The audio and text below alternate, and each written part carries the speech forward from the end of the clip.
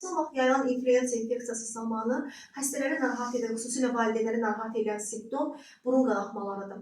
Burun qanaxmaları, bəli, bu da qeyri-adi bir simptom deyil. Sırf bu xəstəliyə, infeksiyaya aid simptomdur.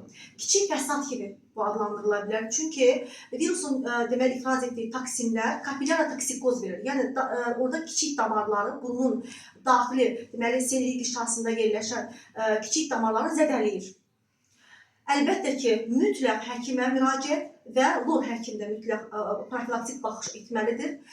Deməli, əlbəttə ki, müalicəni davam edin, səliqəli davam edin, bol maye, antiviral terapiya, vitaminlər, balanslı qidalanma və yenidən kollektivlərə getməyin, evdən çölə çıxmayın.